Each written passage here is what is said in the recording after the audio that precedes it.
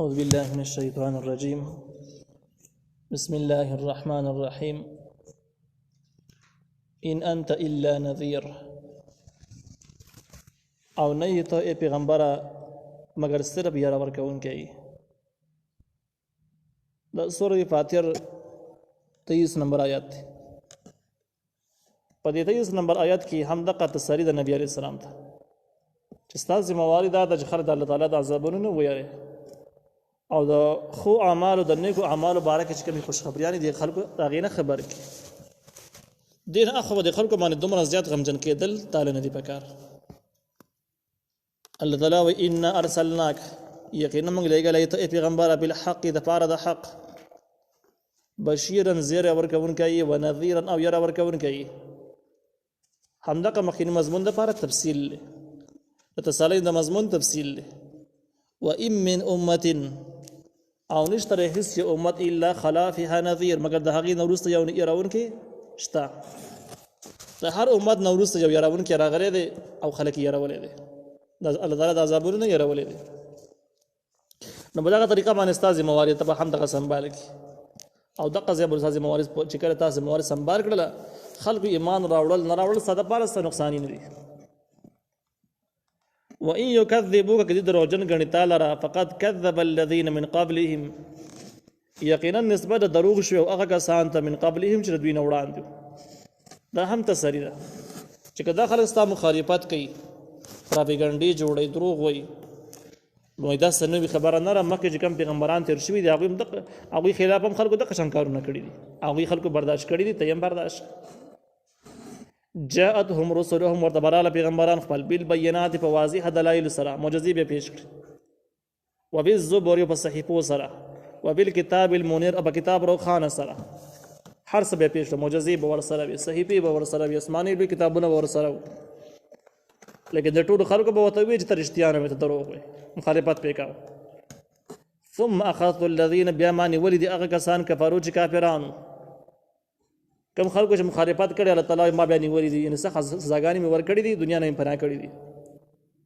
فكيف كان نکیر بیا سرنګ ويرول زما د دشمنانو لپاره تخویف او یری خبرداري دي او نبی عليه السلام لپاره د تسلی مضمون دي چې مخالفین زمانه د بچ کېدل نه دي زمانه پناه نه دي زه دې نه خبره نه یم چې مخکې مې د کوم خلکو سره کوم کافرانو څنګه کړي دغه څه بدوي سره هم وکړه.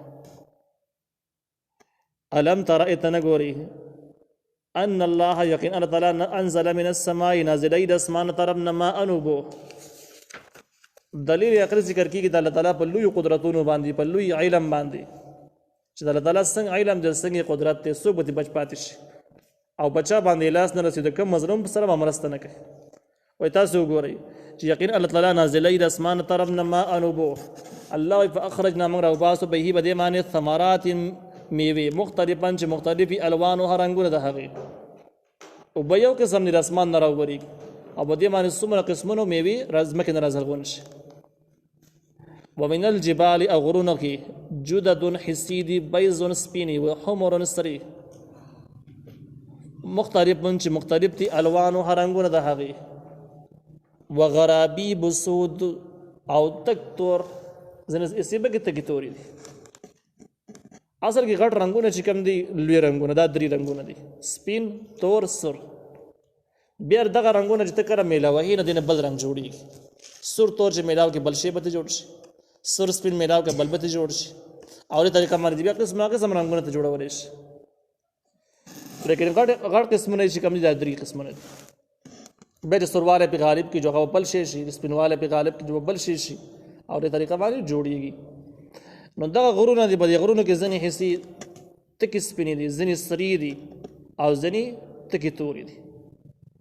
غرابیب دا چې کوم دی نو غراب ته ویل کېږي غراب کارغه ته وایي او سود تور ته وایي. نو تفسیر احسن کلام وایي چې د کارغان چې کوم دي دا وایي دوه قسمونه دي په عربي کې چې کوم شي د کارغه وایي غراب د دې دوه قسمونه یو وایي خړی او بل تک تورې دا خړ چې کوم تقریبا دا کاغه نو سود نه پته ولګېده چې کاغه نه یادوي هغه تور کارغه چې کوم دی د هغې په شان دی تک تورې حصې د ځمکې دا د الله تعالی قدرتونه دي چې په دې یو غر کې څومره رنګونه تعالی را پیدا کړي دي. ومن الناس بعضې د خلکو نه والدواب او د ژوندي سرونه والانعام د څاروونه مختلفون چې مختلف دي الوانه رنګونه د هغې. تاسو انسانان یې څومره رنګونو کې تاسو انسانان لیدی شي، دغه شان کې څومره رنګونو کې تاسو نور ژوندي سري لیدی شي.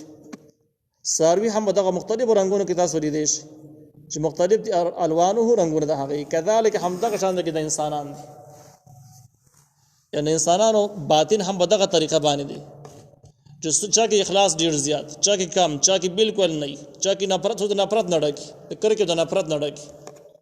نو په دغه طریقه باندې څوک ایمان زر قبول کړي، څوک یې د خوارۍ نه بعد قبول کړي، څوک یې د سره نه قبلوي. او پر انسانانو کې دغه طریقه باندې تقسیمات پکې دي. انما یخشى الله من عباده العلماء، یقینا یریږي د الله تعالی نه په بندګانو د هغه کې العلماء عالمان. کم خلک چې عالمان د الله تعالی نه زیات یریږي. عالم هغه چاته ویل کېږي چې د الله تعالی په احکامو پوهېږي، د الله تعالی په قدرتونو باندې پوهېږي، او دغه شان ته کې حلال او حرام پیژني، او دغه نه علاوه د الله تعالی عذابونه هم پیژني چې الله تعالی څنګه عذابونه دي، جنت څنګه ده، جهنم څنګه دی. د الله تعالی په صفاتو باندې پوهېږي، اسماء الحسنا باندې پوهېږي چې الله تعالی څه قسم صفاتو مالک دی. نو دغه نه وروسته بیا انسان سره د الله تعالی یره پیدا شي چې که زه مخالفت وکړم نو دغه سزاګانو مستحق به یم. یو سړی سړی به د احکام نه پیژني، قدرتونه نه پیژني، د الله تعالی صفات نه پیژني، هغه څه به د یره د کوم ځای نه را پیدا شي، یره پکې د سره نه را پیدا کېږي. هم دغه شان ته پوهېږي هسې دعوې به یې غټې خو یره به یې لړکې د سره نه. ان الله یقینا الله تعالی عزیز غالب دی، غفور بخښونکی دی. ان الذين يقينها كسان يتلون چې بیانوي کتاب الله، کتاب د الله تعالی. د علماء خلکو علامات ذکر کوي چې د څنګه خلک نو یو علامه دا ده چې یتلون تلاوت کوي یا بیانوي کتاب الله، کتاب د الله تعالی. یتلون کې د اشاره د دا کار به مستقیل دی، یو ورځ خبره بنای مستقیل به تلاوت کوي یا مستقیل بیانول کتاب کوي، یعنی درس به کوي. واقام الصلاه موز بقایمي، موز پابند وي. وانفقوا خرج کوي به مال مما د حق نه رزقناهم چې موږ ورکړی دی، سرا په پټه باندې هم وعلانیه په ښکاره باندې هم، یعنی په هر صورت کې به خرچه هم کې بخیل بنای. يرجون دی امید لري تجارت د تجارت لن تبور چې خساره کېدو والا نه دی. دوی د الله تعالی نه د تمه امید پیدا کړي د دغه تمه امید خرابېدو والا نه، خساره کېږي به دې کې نه. او دغه څه چې کوم د الله نه تمه د الله تعالی خامخ ور کوي.